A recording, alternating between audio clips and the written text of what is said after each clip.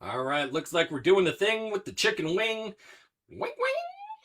Hello, everybody in the streaming world. We are the Podguyz Podcast, bringing it to you as we do every Monday, 10:15 Eastern Standard Time. This may be the only time that we're actually on time, which is a little weird for us. We're a minute early, Tony. We are officially a minute early. How dare we? How dare we be proficient at our podcasting jobs? Everybody's alarm clocks are going to start going off at 10:15. They're going to join in and they're going to be like, whoa, these guys have already been going for a full minute. But don't worry. We haven't been talking about anything significant yet. Nothing crazy yet. Anyways, we are the Podguyz Podcast. I am Tony Kaz. Kevin Neary here. Of course, we have the ever-loving Picasso. Straight from NASCAR this weekend, the adventurer of all things automobile, the creator of the slick wheel. Yeah. And the creator of all things cars, of course, Le Sparky. And Sparky is there with the letters H and I. He was hanging out at Pocono today with not only the ghost of Dale Earnhardt, but the ghost of Kyle Busch. He has the sixth sense, which is just somewhat fun. More fun at funerals than it is at weddings, I'm sure. For those of you that have never watched the show, or Mark, as our Foursquare is kind of new, Sparky draws in detailed depictions of what has been going on throughout the week or what we are talking about here on the show. Okay. Your eyes will be amazed at the details into the big board right there. So keep your eye on Sparky's big board. The colors, the letters, everything will be in excellent true color fashion. He drew a car the one time. All four wheels were on the two doors. You know the thing, right? It's all. Well, I mean, two wheels were on it. All right. Well, we could imagine that the other two wheels were kind of on the other side. But Tony, we have the Foursquare. We do. Fresh from his stint in South Africa, a little north of Johannesburg, in South Africa. Of course, we are delighted to have Mark Biagio to our show. Woo. Yeah. Thank you for the applause. Sounds like a gig. Could be. Now, of course, you're the main commander of the Fismits, correct? Yeah, that's me. Tell us about your start, sir. Tell us about your band. Tell us about how the music culture is. Because every time I look it up on YouTube, the Misfits come up. Why is that? What the hell? Can't you guys beat the algorithm that way? It's something that has frustrated me over the last couple of weeks with just looking up things and checking that all my music is in the relevant stores and things like that. And then it keeps auto-correcting. So I'm wondering if I need to send Google a letter. But send the Misfits a letter. Just be like, hey, guys, we get it. You hang it up already. How dare they encroach on your newfound love? Come on. Like I came up with the name completely all by myself. I mean, really. Is your band older than the Misfits, right? No. Oh my God. Well, then you got to change your name. Not quite. Yeah, no. So tell us about your start, Mark. So Fismits started 2016, somewhere there. Sort of born out of frustration of a whole bunch of other failed bands. You sound very unsure, though. You're like, it was 2016. 2016. Well, the thing is, when you do as many interviews as I've been doing for the last while, you get programmed, right? That's okay. That's why we're here. Mark. We're in your safe space. We're not here to fact check you either. We're not going to be like, oh, well, wait a second. No. According to this interview, you said 1927, Kevin. That's when it started. 1927. You do have the accent there. Is that a South African accent or is that English, Australian? Is that little twinge of German? I would suggest it's probably 100% South African. Nice. I don't have the twang quite like you hear it in the movies, but I'm sure it's South African. Have you been keeping up with the FIFA World Cup as a stereotype to South Africa? Yes and no. I knew it. I told Tony, I said, fucking, he's definitely watching the soccer. We're all forced to watch it over here. And no one in America likes soccer, all right? Nobody. We have only posers over here right now.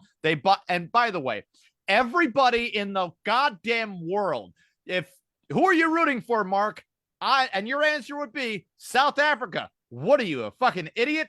Who are you rooting for? Guy from England? And the guy would say, England, of course. In America, we say, I don't know. I like Brazil because it's got a yellow jersey. What the fuck? We have as much as we like to talk about patriotism over here and tribalism or any ism or whatever, we have people here roaming around with different countries' jerseys on. And Portugal, I'm like, hey, Spain. why aren't you guys like supporting the American team? And they're like, well, this is the answer that I get all the time. I swear to God. Oh, well, if America starts doing good, then I'll buy an American jersey. Go fuck yourself, man. Like, seriously, go fuck yourself. That is the worst. Like, yeah. That's like, and this is the mentality too. That's like your high school sweetheart. Oh, you hooked up with some Brazilian chick in college and you're dating her now. And the only way you'd get back with your high school American sweetheart is if she's doing a little bit better than you. Then you're going to try to chase that piece of tail. It's the dumbest logic of all. Mark, you're rooting for South Africa, though. Am I right? I'm a bit disinterested in this World Cup because the team that I would usually support, because my surname is Italian, so my heritage is actually Italian, although I'm born and bred here in South Africa. I am an avid Italian soccer fan, and we didn't qualify, so I am completely disinterested. How didn't Italy qualify? Now, by the way, Italy is known for not athleticism in the long run, okay? And by the way, Italy, one of the founders of soccer, along with other bald sports. I bet you in Italy right now it's very boring. They don't even know the World Cup's going on. They probably got like special gloves for bocce ball right over there. Yeah, they do. There was that one woman, and she was a boxer or whatever, and she was a very short and pudgy. And then the person that went up against her with boxing, everyone's like, "Oh, that's a man. That's got to be a man." Dude, that's what an in-shape woman looks like when they're lifting all the time. Just because rigatoni girl over there looks like she's been fucking down in spaghetti and pushing over people the whole time. When she gets into a real fight, she's like, "I'm ready to fight." And then she fucking goes down in round 2 because she was too dumb to go down in round 1. And her big thing was like, "Oh, that didn't feel like a woman's punches." No, you know what? Don't even genderize it. That felt like the punches of someone who actually trained for this fight. How dare you? Now, the testosterone level of people changes when they're lifting and all that nice stuff. You would have to be actively inactive to keep your estrogen levels at little rigatoni girls levels, because holy shit, she just rolled in there out of shape, fucking stood up, huffing and puffing like, I guess I'll get up. And they're like, I don't know. She's not really the favorite, but Italy is kind of rooting for her. Italy's good at kind of rooting for their female athletes because they don't really give a shit. They don't tell them like it's like they have a bunch of fucking mix over there training her, where they're like, oh, just chase the Kentucky Fried Chicken. And they do. And they catch it at a moment. They just sit there and they fatten them up. So Mark, your surname is Italian. Were you born in Italy? What was your draw and interest into music, and how many bands have you gotten in and out of?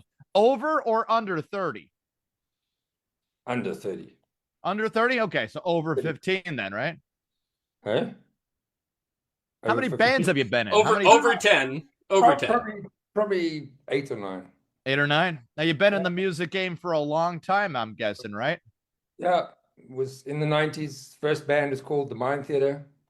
Okay. Then I joined a bunch of Italian rockers called 10 Drops of Valium. 10 Drops of Valium? Yeah. What kind of sound was that? I was like sort of it was very, very it was almost gothic, sort of gothic rock in a way. Better be gothic, I was going to say a little slow. Yeah, they dodged the tism a little bit. That was a very, very, very cool band. I enjoyed playing in that. My wife didn't enjoy me because they had a thing for tequila. So, oh God! I thought you were going to say I thought you were gonna like name a much darker drug there. You know, I was gonna say, man, they have a thing for Mexican women. Those Italians. No, I mean like they're named 10 drops of Valium, and you're like, hey, I wonder what drug these guys like, and you're like tequila. And I'm like, I would never have guessed tequila. I would have guessed Valium because like if somebody says like 9 shots of heroin, and I'd be like, don't worry about them. They're a bunch of potheads. Yeah. Like, what? You sure?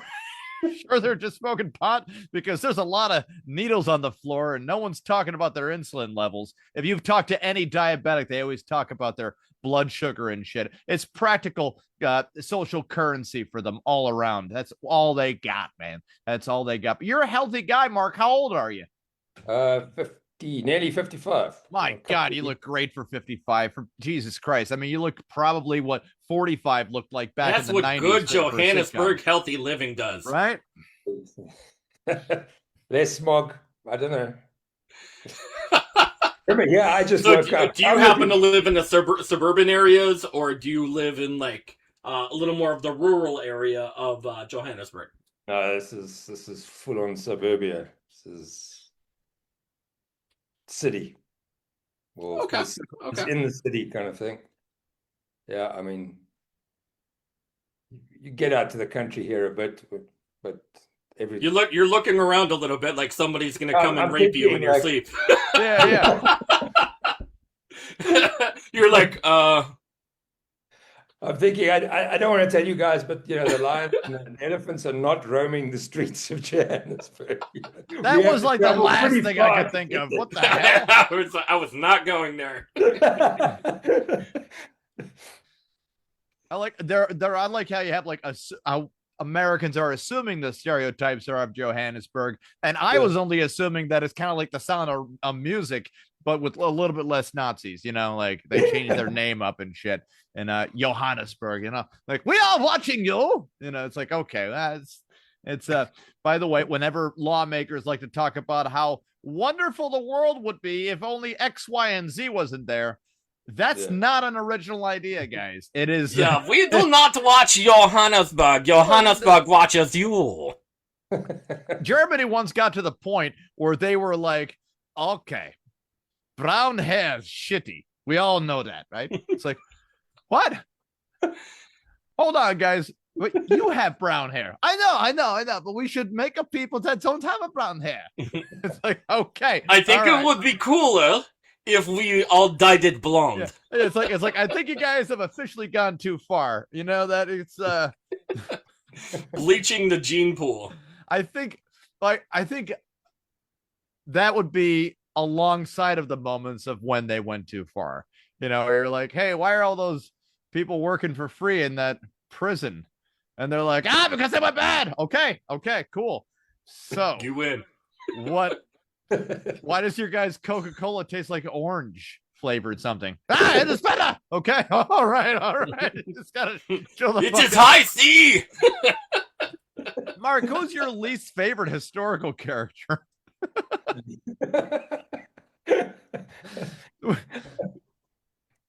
I mean, if you could name 3 where you're like, I mean, it's okay to go with Hitler. Yeah. Least favorite. Well, I think Mussolini didn't do a bad job of embarrassing himself a few times. Mussolini, That's know what? A good one. That's you got to give one. the guy credit. He was a hell of a talker, and then they're like, all right, so you're going to help us fight this fight now. He's like, I'll be right back. I've got pasta on the stove. I'll be right there. It's like him and Hitler had like a fucking rap battle of who could pump up a crowd more. Yeah, but then when it came to the difficult decisions, he says, I'll phone my German friend or something. I'm sure. Not a bad stall tactic. It's true. Not bad. It was better than what Poland had, where they had signs that said welcome, and you're like, man, that is such a Polish thing to do. What the fuck are you guys doing? Welcome. This is why Poland, this is why Lithuania exists, because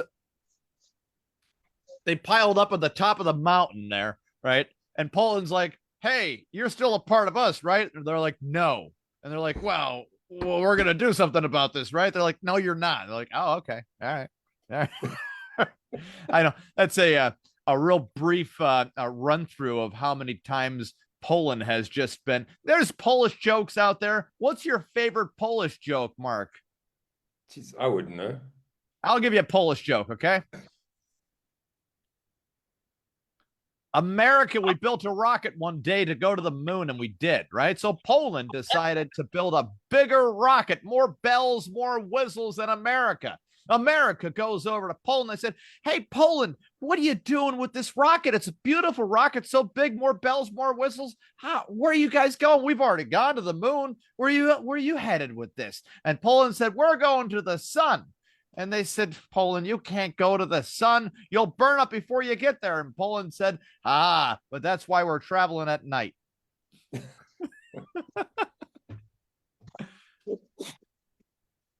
And all the Polish people just disconnected. Is that? Yeah, good. No, that was it. All right, good. Good night, Poland. Mark, they did not disconnect because it would take actual reading, incentivize. You know, they're still having. Hey, Poland, I know you're still there. Okay, it's the button just on your. Pull the plug left. On your computer. It's the X button. All right, it's the X button right there. You're gonna just you'll figure it out. Just throw the computer on the floor once you're fucking done with it and stuff your face full of pierogies, you fat sloppy motherfuckers. Anyways, not trying to get racially insensitive about the intelligence level of the you're going to get Polish canceled, Kevin. Man, we are not allowed in Poland right now. I guarantee it, but that's all true. Right. We are looking for a more intelligent audience than the Polish right now. And I'm not talking about Polish Americans where you're like, my great-great-grandfather was Polish. And I'm like, all right, that makes you American still. You are still here. He came from over there. Welcome to the fucking world. Mark, do you feel like people take too much pride of where their ancestors came from, and then they apply it to their own character and behavior of today? I think so, to a degree. I think nice. It's a valid statement. I think definitely. I think in South Africa, that's a real thing. Because it's got to be, right? I mean, because South Africa, it's there's a lot of people in South Africa, probably from your experience as well, that don't look like they originated in South Africa, right? Yeah, so you've got this people have to, well, I don't know, there's this disconnect, they say it like it is, Mark. Yeah, just go for it. No one's gonna hurt you. I'm trying to find the words. You can see I'm unread. A melting pot. There's a certain culture that gets put on being African and being from Africa and everything. I mean, we were imported in the early 1900s. I mean, it's factual. That's why my ancestors arrived here on a ship, but I was born here, so I have to adopt what I believe is South African, but it does, it doesn't look as glamorous as the brand of Africa, so there is this conflict. You see it at schools when they have Heritage Day or something like that, and you get, everybody can go in their traditional dresses and things like that. So you this weird, like some guys will be wearing football shirts. So wait a second, do English kids go to South Africa for Heritage Day with just like a gun on the fucking sack and be like, hey? No, this is not so much, but I mean, but some of them will have that. They got chains lapped around their their shoulder. They're just like, I was from slavery, son. Right? I not that far, but they'll grab the Afrikaans guys. Well, some of them might wear their sort of what they call their boere kind of look kind of thing that they would have done in the old in the 1900s when they were sort of breaking free from the British. You've got my son will probably wear his Italian shirt, because he kind of. So I guess the major question is, Mark, is the culture down there is very diverse. It's a very diverse melting pot of African, British, French culture. Would you say a little more Spanish? Would you say more Portuguese? More Portuguese? Mark, okay. I'm checking out your website, and who the fuck did this? I don't get it. I don't get any of this. You got a really nice picture here, Mark Biagio. I mean, it's backwards right now on the screen, but nice picture there. You're sitting there in the chair. I could see it. And then immediately underneath is a guy playing guitar. Might be you, might not be you. There's a lot of hair in the face. And then it starts off by saying, at its base, it's all my uncle's fault. Keith, I would arrive to visit my grandmother and the house would be shaking with the sound of hard 70s rock. The fuck introduction is that, man? You guys got to get ChatGPT on this stuff because I'm confused. First, I don't know. I know that one's you right there with the blue shirt looking, swift there. And then we're going right to a black and white. There is absolutely no transition point in this. The louder, the better, as health and safety was not a thing back then. I was allowed to spend countless hours in this cacophony, I guess. Cacophony. Yeah. Cacophony. What is a cacophony? It's everything, all what we would say in South Africa, merged into one. Gotcha. Okay. Yeah. Yep. So just a kid looking at the albums. Mark, you're let me see here. You said you're 55 years old. So I'm guessing a big Bob Dylan fan or no? No. Really. Okay. So let's take you from 55. So I'm guessing REO Speedwagon, Alice Cooper, or something like that. Alice Cooper would be getting closer. Great. So how about this? You tell me then. What were your influences then? What were your big music? What did you listen to where it hit you one day and it doesn't matter what the song was, but it hit you and you're like, whoa, next song, we got to keep going with this. What was the big one? That would have been The Clash. The Clash were great. Yeah. Yeah. But I mean, I only discovered The Clash late 80s. Not late 80s, mid 80s, sort of 87, 86. But that was the band that stopped me in my tracks. I could have seen you as more of a Ramones guy. I don't know. I like the British punk side more so than the Ramones. Was it the song London Calling or was it which song? No, it was something off the first album. I think it was Prisoner. Prisoner, okay. Yeah. That's way back. Well, our first album, let's say The Clash's first album, which you got as the second album in America. I'm a big Clash fan. Yeah, I mean, there's big artists like... I must go and see that website that you're looking at. That looks like my radio presenter days picture. It's Rebel Rock Radio. Oh, yes. The heart of good music. Yes. I wonder what its liver's like because this ain't fucking right. This obviously isn't you. Tuesdays, are you doing radio right now or no? No, I haven't done radio for about a year. This has got to be a little older than the Crooked Beat. Yes. The Crooked Beat by Mark Biagio. Tuesday, midday to 3 p.m. Friday, 6 a.m. to 9 a.m. What a fucking weird schedule they got you on there. That's like, hey, Mark, do you like sleep? Well, if you do like sleep, you can quit or do a little bit of, we'll call it value. So they got you, I'm guessing it's like a mini biography that they just took way out of context to introduce you. Man, how was working for this radio station? It was good fun. It was a bunch of mates that we got together and did Rebel Rock Radio. Oh, look at that. They got copyright 2026. I better not copy this shit. I'll be sued immediately. Dude, if I fucking copy this, my God. Now you got a good picture there though. They just kind of, botched it on the actual website because you could tell, like they have these things right up here, the little three things right here. Yeah. And as soon as you press it, it goes nowhere. It goes right to you. And that's the only spot right there. And then there's the go back button, which, by the way, just sends you back to the main page. Craziness, man. Crazy. So the Clash got you in. So the Clash kind of got you going immediately into the music. You're probably, what about when you were like a kid? Like that was, you're probably pretty young back then. You were probably 7 years old, right? No, that was about 15, I think. 15. That was when you listened to everything and then all of a sudden something happened and then you went left.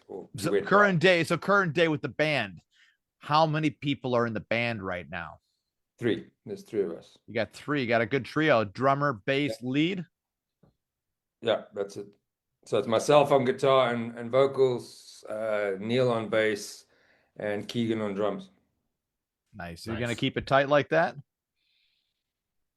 You know, getting 3 people into a band rehearsal room on a Saturday afternoon takes an enormous amount of effort. To add a 4th to that, Crazy schedule. I mean, it's just because it's not only getting the 3 people, it's those 3 people have to organize their families and their lives and their schedules, and everybody's got a million things going on, and it is the hardest thing on the planet.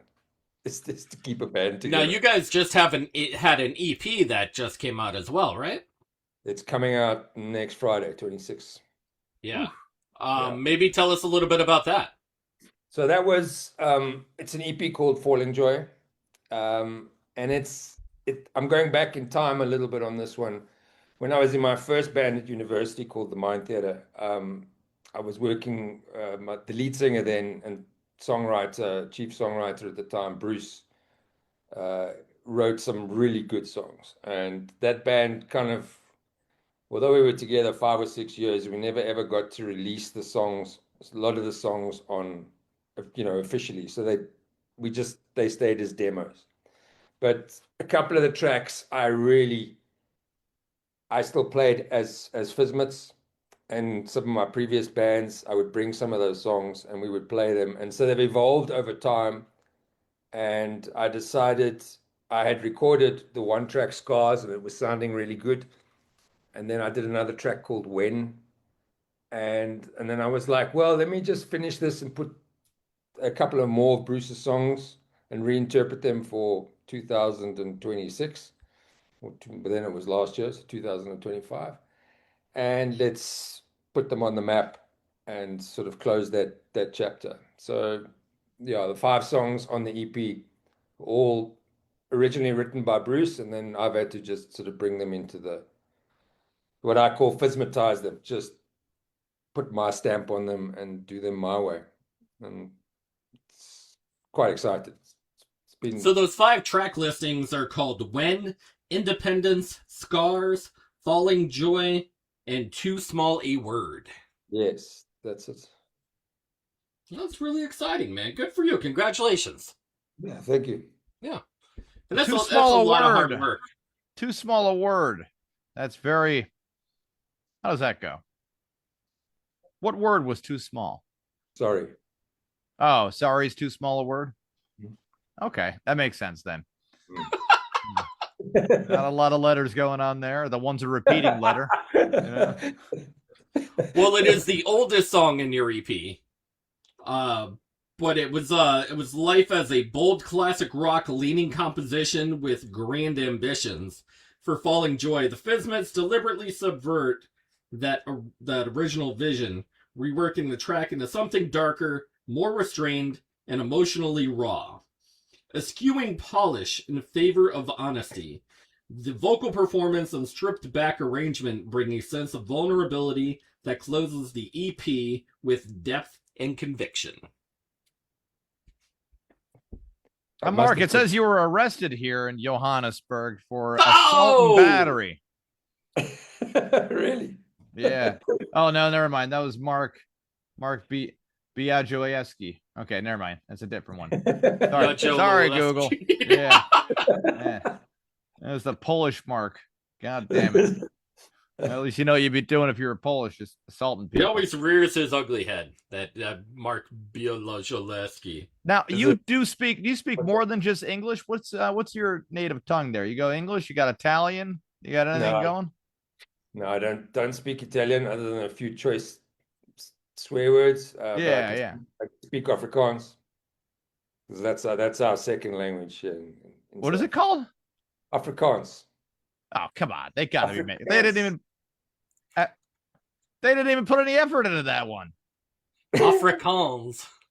Like, it reminds me of the old, Italian guy is trying to get all the names of the countries together, right? So he rows up to Ireland, right? And he screams, just the first guy he sees, he says, because, he doesn't want to get out of the boat. and all that nice crap. And he's been getting in and out. So he just screams and he says, "Hey, what do you call your island over there?"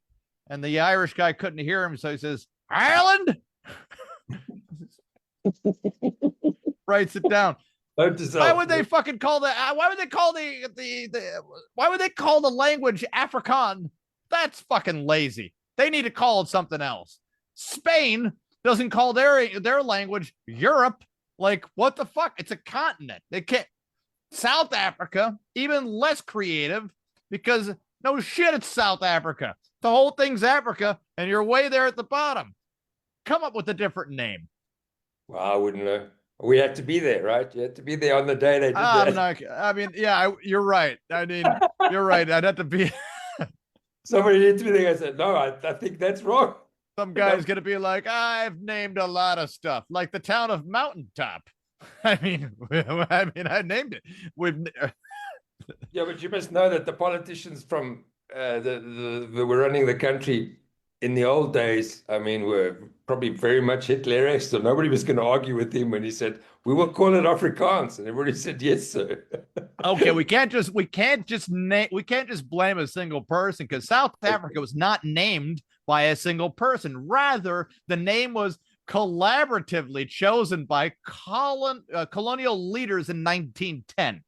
It is a purely geographical description adopted for when 4 separate territories, the Cape, Natal, Transversal, and Orange River colonies, united to form the Union of South Africa under the British Empire. So they didn't even care to give it a name. They're just like, fuck it, South Africa. Hey, what are they talking over there?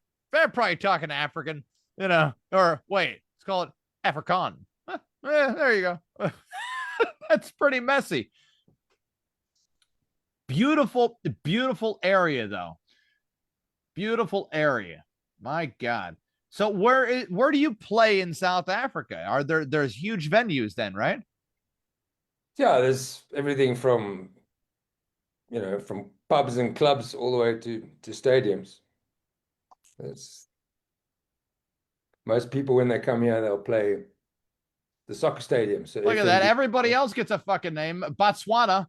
Nambia, that's a cool name. They don't just call it Northwest South Africa, It was called Southwest Africa before they changed it to Namibia. You even got Zimbabwe right up there. That's a fucking cool name, right? I think they could do better. They could do better. Like we have a shitty acronym over here, USA, United States of America. Where's the O? You got to have the O there, right? It's a bad acronym if you don't have the whole thing there. Yeah. Have you ever been to America, like, Mark? Yeah. I have. In 2012, I had a Microsoft conference in Redmond that I attended. Nice. And what state were you in? What is it? There next to Seattle is Washington, is it? Seattle is in Washington. So you were right there in Silicon Valley. Yeah. Yep. If you go further, now Silicon Valley starts up with computers up top. And then when you get down towards the LA version, there's Sparky with the map right there. He's got it. Silicon Valley goes from Washington to Oregon. And then the Silicon goes from computers to tits. Okay. Goes right to the tits. Down towards the California area and Nevada, Sparky, right near, that's where computers, and then, see, he's got it right there. That's where the point of the tit goes right there. So that's what that's why they call it Silicon Valley, because they use silicon components in the computers up top, and then down below, they use it for plastic surgery. Have you ever had plastic surgery, Mark, or know anybody that has? No, actually, I don't. Wow, I don't know any. Not very proficient in South Africa. It's not a thing. Yeah, people should just love themselves, I guess, right? Maybe they should just, unless they're like really, really bad off, then maybe improve yourself a little bit, right? Mark, what is the most irritating piece of music that you've ever listened to in your whole entire career, where if you heard it today or right now, you would say to yourself, "Ow, fuck this," or something to that degree? There's lots. Well, name one. One example. Any which one. That's all we need. There's there's a lot of South African Afrikaans music that drives me. There's some really good stuff, I have to say. There's some really good stuff, but then there's other stuff that just drives me mad. There's songs like Roy Rock Bokkie, which would be translated as red dressed girl or red dress girl kind of thing, or girl in a red dress if you want. That drives me. Yeah. Because it's just cheesy. It's just cheesy things that rhyme. They may as well be nursery rhyme type songs, but those songs I will change station immediately. No, that's something that is super big in South Africa as far as like It's very popular. Always played on the radio. Yeah, I mean that genre is fairly big. I mean the guys are very loyal to their music, you know, because it's part of their culture and things like that. So they're very, very supportive. You're not going to hear it anywhere else in the world. That's what makes, as opposed to us guys that are playing rock and roll, it's kind of like we're competing with everybody, you know. So do you feel like the rock and roll of not even to say of America, or from England, has been kind of lost in South Africa, in comparison to like the Afrikaans music? I think, yeah, well, if I reinterpret, I wouldn't say it's, I think there have been some really good musicians and really good rock in South Africa that, yes, South African rock that has possibly been lost or forgotten, or because it's you were not so much in the 80s when we were in isolation, you know, then we had sanctions against South Africa, so then the rock scene was forced to look after itself, and you know, because no groups were coming to this country and doing things like that. But the minute it opened up, then you know, we've still had some really good bands, but I think it does get overlooked. Whereas I think there is definitely, you know, when I was doing a lot of sound engineering, I mean, I was doing all African jazz and that sort of stuff. And I mean, there is nothing sounds like African jazz. And oh my God. Speaking of African jazz right here, we got breaking news right now from one of the most, I'm not going to say talented, but probably a good guy, right? Tony, this just in, and you posted it, so you should know it. Jelly Roll has filed for divorce from his wife, Bunny. Well, you know, they both, first of all, they both sound like porn cartoon character names, you know, like, and they kind of look like it too. Bunny XO. Yeah, they are both just really, they're getting divorced, and the comments is Jelly lost the belly and is ready to pull an R. Kelly, says Timothy Joshua. Are they? See the fly. What's the? Yep. Are they expecting twins? Oh, here you go. Toya Boynham says, now she free. He was a lot to deal with. One reply to that says, oh, for real? What's the tea? Says Melanie. And Tanya says, she dealt with him during his drinking and drug abuse. That alone is a lot to handle. Well, this is a pretty decent point. While trying to have her own career. Watch how happier she be. LOL. Esmeralda says, didn't he also cheat on her? I mean, I would probably say yeah, but Esmeralda, he sure did. She talks about it on her podcast, in her book, but the question is, why now? She forgave him and they moved on. That's not a bad question. Why would they get a divorce now? Maybe because life's too fucking short. All right. You're both looking like cartoon bastards. You probably both did drugs together in a violent way. Jelly Roll was inserted into the music scene by corporations that needed somebody to take both the role of Post Malone and Fat Joe, you know, and to throw a positive spin on his drug addiction, autistic ways, or whatever the fuck stamp they want to pop on him for whatever is hashtag trending. And now he's got himself a good old-fashioned divorce, Tony. What do you think? Well, according to TMZ has officially told Sources that the divorce was a mutual decision by the two in a private family matter. Jelly Rip met Bunny in 2015 before he hit it big, but things didn't turn romantic until the following year, 2016, where he automatically said, hey, let's get a ring on that thing because we're going to do it like old dirty dogs. Oh, God. Yeah. Bunny, who was previously a sex worker. Go figure. Wow. She was in the sex industry. Well, with a name like she used Bunny. to do videos. Yeah, she did a lot of videos. She decided to quit the industry in 2023, 7 years later in their marriage. So I bet you if she like 7 7 years. 7 years of her taking a lot of dick. Yep. Yeah, a lot. She probably, she's probably like, oh no, Mr. Roll. How dare you? I was punched in. Hi. I was on the clock. Cock clock. The cock clock. You, though, you went to the strip club and one of my friends saw you making out with a woman. Maybe 2 women. Yeah. That's cheating. I'm going to write a book about it. And it won't be a pop-up book either, so no one's going to buy it. Yeah. And in that 1 year, on top of the drama that circulated the of course, the wedding itself, 1 week before the wedding, Jelly Roll welcomed a son with another woman. Oh, really? What did he name him? Yeah. Donut Hole? Like, what the fuck? What kind of bullshit name did he give his son? I'm going to name my kid something ultimately never successful. Cody. Good for you, Jelly Roll. Make sure he's unemployed for a long time. Yeah. The couple has had a rocky relationship and has even been open about the ups and downs, revealing that they split multiple times in the past. But of course, they try to work on their nuptials together. But unfortunately, to no avail. Tony, I got something here that made me laugh like I've never laughed in a while. But first, off to Sparky's big board there. Sparky, flip that big board around. It says, now Bunny Blue can get jelly in her belly. Too late. Sorry. You are not the father. You are not the father. My God.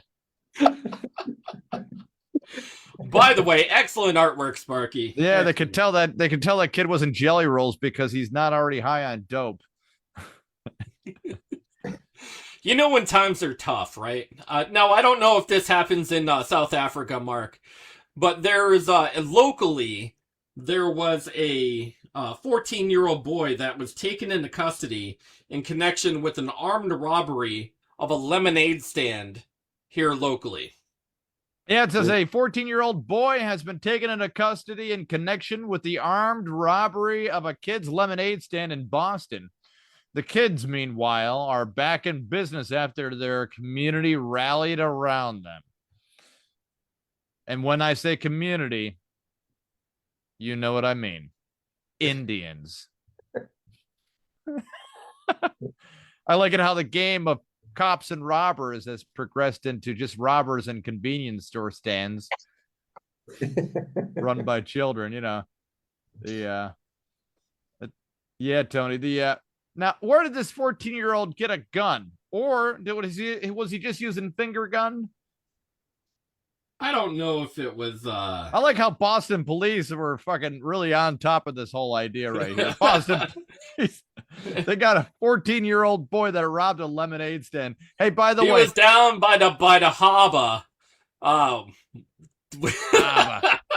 David Burney, 12 years old, was operating a lemonade stand with his little sister when they were approached by 2 people. He told WBZ in Boston, according to David and police investigators, because when a lemonade stand gets robbed at gunpoint by another child, you're going to need more than one investigator on this one. You're going to need a multiple squad of police officers. You're going to need like 3 ambulances, 5 fire trucks, and the whole fleet.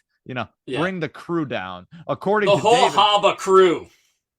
The 2 suspects are allegedly passed by the stand several times before stopping to ask if the kids accepted Apple Pay. Casual, right? Nothing to see here. Just two guys talking to kids if they accept Apple Pay. Before either of the kids could respond, one of the suspects allegedly grabbed their cash box while the other threatened the kids. I'm throwing this out here, Tony. I would suspect this is just a one-man job, but where's the parental supervision in this? I wanted this to Where have you like have an 11 and 12-year-old doing lemonade outside your house, and you're not watching them? You're watching them get robbed. You're like, man, those kids You're watching them get robbed. Is right. You're like, wow, those kids are tough over there robbing them. They probably, those fucking the children. Hey, the World Cup is on. I'll be inside while you guys are doing lemonade.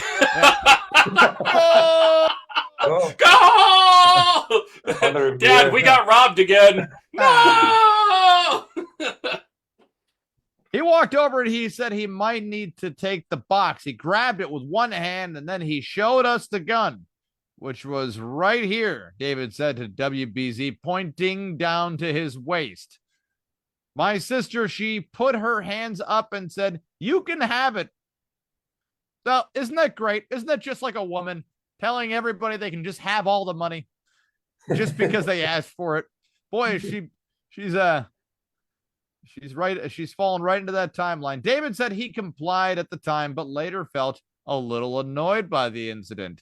After that, I was just a little annoyed because we were 12 and 11 and you shouldn't really do that.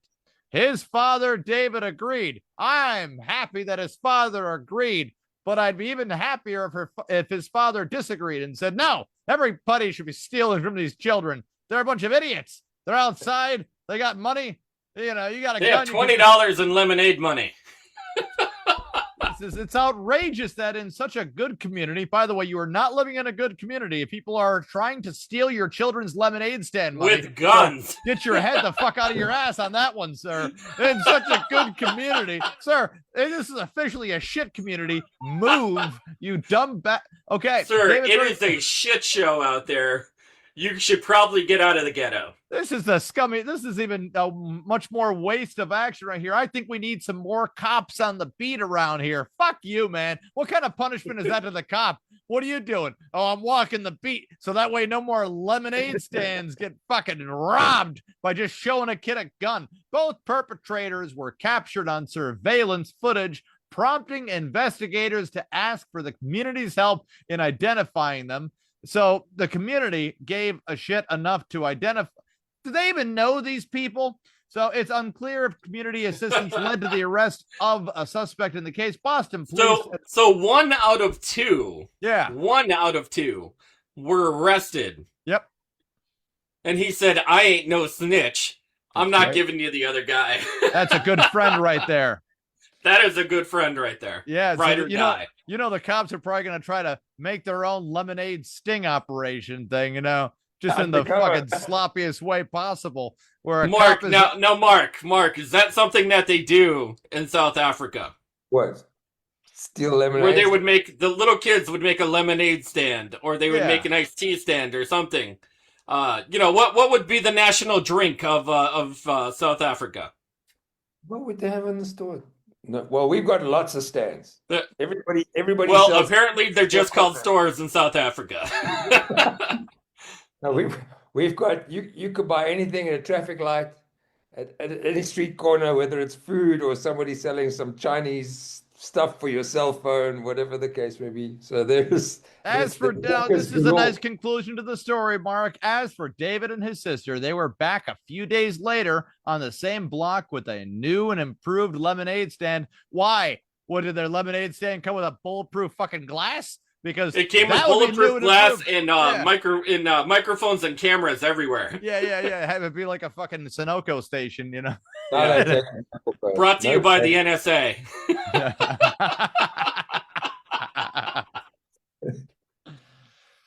But Tony, that was not the funniest thing that made me laugh my ass off. I can promise you right now that was definitely not it. This is it, and I'm gonna play it for you as best as I can on the phone. It's going to be, this is, by the way, this was a public service announcement. Okay. Wait, is it Oliver Tree dying in a helicopter crash? No. You're going to want to stay tuned for this, though. This was a public service announcement, Tony. All right. You know what? We tend to do those from time to time here on the Podguyz Podcast. Well, this was a commercialized one that caught a lot of traction and sent a really good message. But the way that they sent the message was in the most vulgar way possible. No. So here we go. I'm going to get as much volume up as possible on it, and I'm going to try to get the visual up there too. By the way, Mark, welcome to America.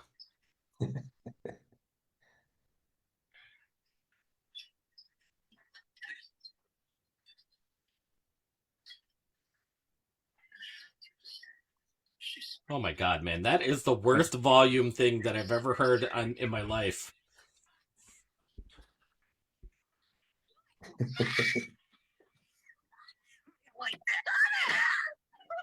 You wouldn't get away with it here. You shouldn't get away with it at home. That was horrible. I couldn't hear half of it. Okay, so she says, she starts spilling his coffee, and he says, "You spilled my coffee. You spilled my coffee." And then she says, Oh, I'm so sorry, sir. I spilled your coffee, right?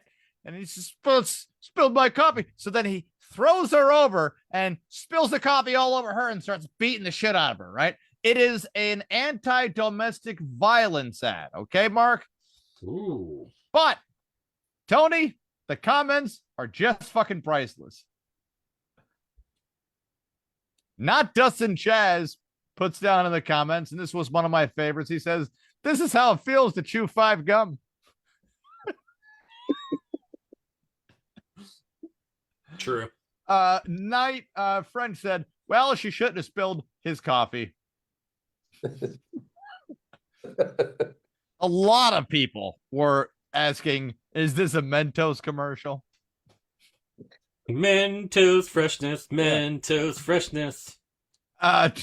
Toucan Sam put down, "I bet she won't spill the coffee ever again." Ever. Never again. Yeah. Wait. The comment section's going. Wait, Waffle House training videos getting wild sometimes. Sparky did put in 5 steps to you know who. I mean, have you just tried not spilling the coffee? That's like a UFC fight at the White House.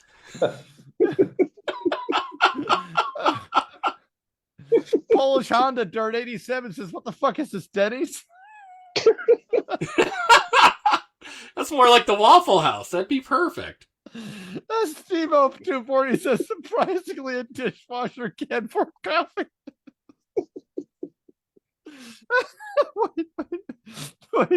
Wait. Nice guy Coffee says, "Imagine trusting a woman to handle hot liquid near children." Constant supervision. Mark, do you guys have a place? Do you guys have a place in South Africa? Yeah, the big bald Wosky says the kids knew she fucked up.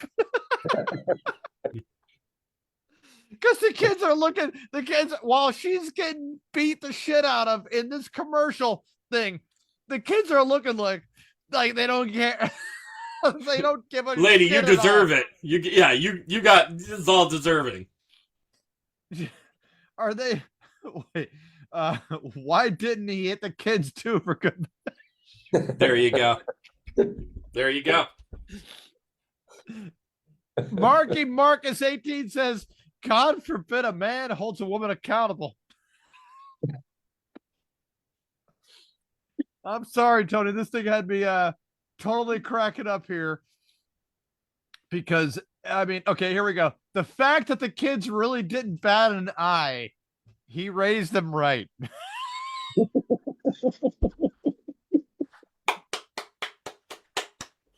Oh, my God. Touche, sir. Touche. My God.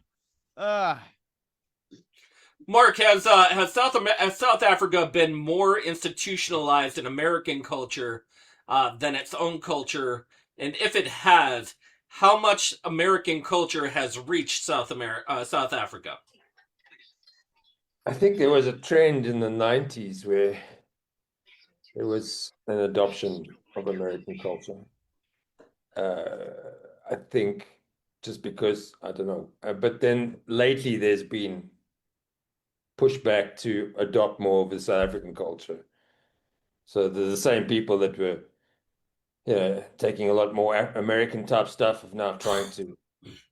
So you can see it in the music trends, in the 90s and all that. There was a big surge of American sort of music, and we're now pushing, especially in the African space, a lot more traditional music and things like that are coming up. So I think it's back in balance again. So I guess my question is what came from America that was super big in South Africa that you were a little more surprised about? I don't know.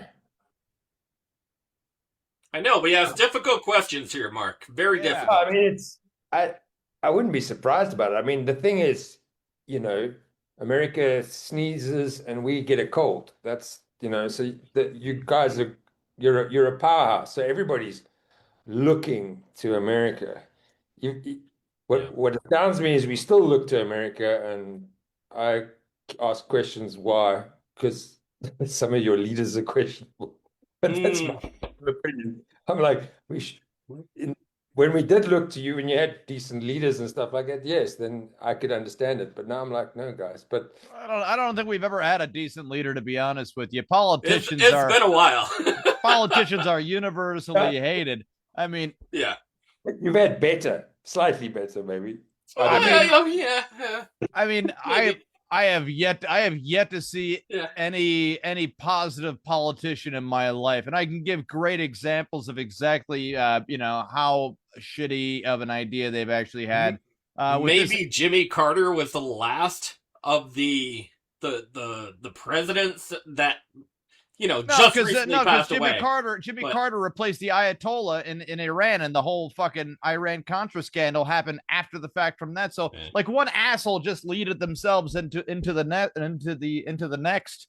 I mean, at least right now, as of yesterday or today, Bush, Clinton, Obama, Trump, Biden, Trump. Yeah, at least we got a UFC fight in front of the White House, so that's pretty cool. Why not? I mean, we got bare knuckle boxing on the lawn. I'm fine with that.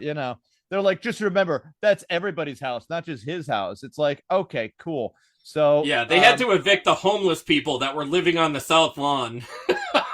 I don't mind a little bit of sports entertainment in front of the White House. I mean, what else are you going to be doing in front of the White House? Nothing, because you got a good front yard there, man. You might as well give people a free show or whatever. Do something besides fucking nothing. And I didn't think it was a bad idea. I thought the invasion of Iran and bombing Iran's a bad idea, and killing the Ayatollah was probably a bad idea. But what the fuck do I know, really? I'm not a murderer. That's just my thing. I thought that the idea of fining people that couldn't afford health care from their taxes, then gouging their wages down to damn near poverty rate, but the idea of the gouging of wages wouldn't count towards your need of welfare was just an awful idea by that President Obama at the time. And constantly bombing Syria like it was 9/11 every fucking day over there. Probably a bad idea. George W. Bush was just 8 years a bad idea.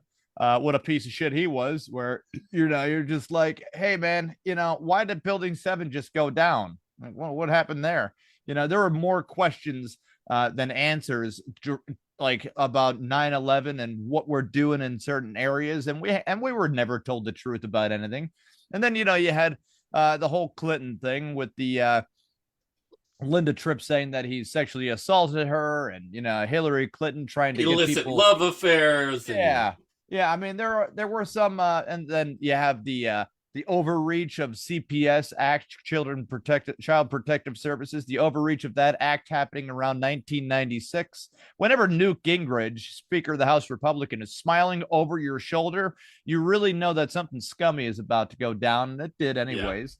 Yeah. So, I mean, I can't name one significant thing that happened besides no tax on tips.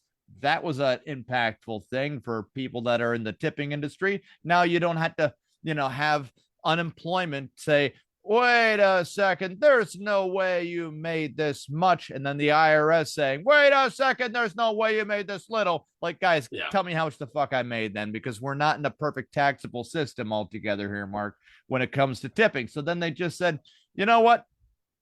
We're not going to tax it for the next 3 years, which is, sustainable, which is a good idea in my opinion. But the, we don't pick political ground around here, man. We know for a fact that corporations are scumbags, and if the government tells you that they're going to police corporations, they are owned by corporations here, because those are the ones giving the money to the politicians. So whenever the government says, "Don't worry, we'll fix these corporations," then they make some law that only benefits corporations in the biggest way possible. Everybody likes to get their slimy little hands dirty. When they say that, oh, we're going to give more money to the poor people, man, oh man, I would say all that does is hurt the working poor, because it inflates certain prices of everything that, the closer you bring certain basic needs like food, clothing, shelter, the closer you bring that to the printing press near the Treasury Department, the more money corporations know that they can just raise the prices up just because. And the only people that are actually held accountable and responsible for what they have to buy at a grocery store are the people that were deemed too rich to have food stamps, but too poor to actually own a house, sort of thing. And that kind of gets lost in the mix. So right now, I don't know. I don't think we've ever had it in my lifetime. I know Ronald Reagan was a hell of a talker, but more of an actor than anything. And then George H.W. Bush, why ever he was in the same area of where JFK was shot, and then also deemed to be the head of the CIA under the Nixon administration. I mean, he had a very weird walk to the top, a real slow dog walk to the top. Where he's just I'm sure Iraq would have been perfectly fine if they were given a port of entry, but the whole split up over there, they were just like, all right, everybody gets a port of entry except you, Saddam. You get a fuck you. And then he's like, whoa. Can I just maybe get a sliver? Just one road. They're like, what did we say? We said, fuck you. One visa. Just one little road. I like how Sesame Street all over again. I like how Saddam had all of his army wear the same mustache that he had. Did you notice that, Mark? Yeah. He's like, all right, uniforms, shirts tucked Universal uniform. Sir, where's your mustache? I don't wear a mustache. Well, then you don't work here. That's one thing. You could say a lot of things about Adolf Hitler, but he never told everybody that they got to wear the same mustache he has. Right? That's true. Charlie Chaplin just did it on his own. Probably. Damn Charlie Chaplin. God damn. Always staying silent. Always staying silent. Well, Mark, we're going to wrap up our show here. This is all the time that we have for us. If people were going to listen to your music, sir, how would they get in touch with you? How would they book shows? How would they enjoy the art of the Fismits? Well, the art of the Fismits is on all streaming platforms. Apple Music, YouTube Music, Spotify, and if they need to get except for your new EP, which is coming out. Yeah. Next week. 26 Okay. June. And so the best is fismits.com. And then the links in the emails and social media and all that, all the links are there. So that's the easiest. I mean, the hope and the dream is to go on tour, right? Yeah, it would be nice. It would be nice to take it beyond. You seem very blasé about it. You're like, if it happens, that'd be great. I've had my dream shattered more than a couple of times. No. Just keep rolling. You just keep going, and you roll with the punches. You got a dream, but you've also got to be realistic. True. You'll end up, It's hard doing music nowadays. There's a lot of people who are like, well, would you do it if I did not pay you? Oh, yeah. Can you do it for Stage time? Exposure. Exposure! Oh, that's the word I was looking for, Kevin. We had a guy here, he's 65 years old, full of optimism, Johnny Diamond. I was bartending at the time, and I said, hey, it's gonna be a good show. And he says to me, this is just the start. This is just the start. We're gonna go from the start of your dream. We're gonna go from here in West Wyoming, and then we're gonna do 3 VFWs in Shenandoah, and then we're gonna go to Nanticoke, and then we're gonna go all the way down to Mahoopany. To Makanakwa. I'm like, Mahoopany. He's like, yep, Mahoopany. There's 2 VFWs down there and an American Legion. My God, we're gonna take the world on. I'm like, just with VFWs and American Legions? He's like, no, we're gonna do some bars here and there. They're gonna seat 50. We're gonna hit all the Native American breeding grounds.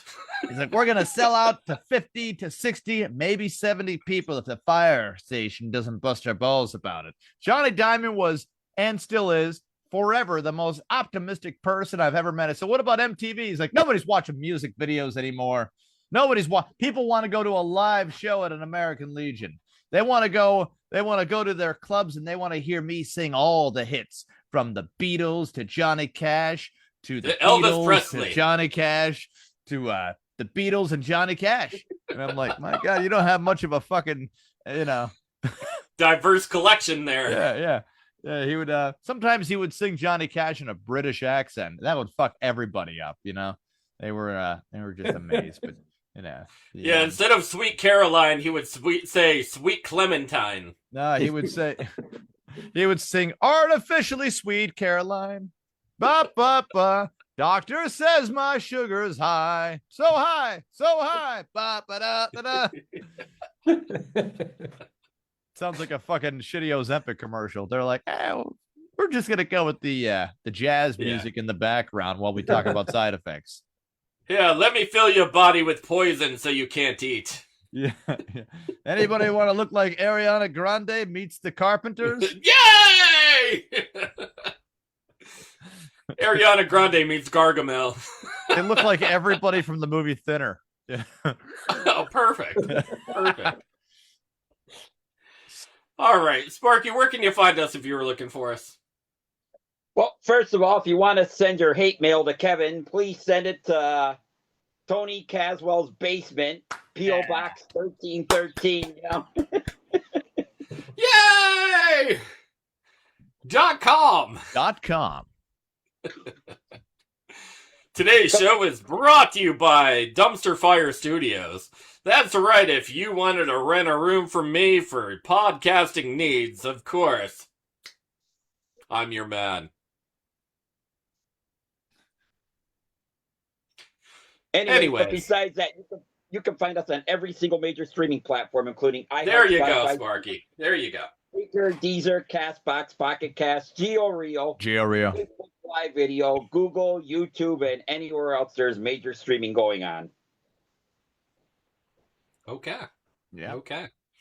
Mark, thank you very much for taking the time out of your busy schedule to come on our show, our humble abode, of course, to talk about some music and South African life and culture. We appreciate you taking the time out. Guys, check us every Monday night, 10:15 Eastern Standard Time. I'm Tony Kaz. Kevin Neary here. Of course, the ever-loving Picasso. Les Sparky. Les Sparky. Guys, we'll catch you soon. Have a great night. Bye.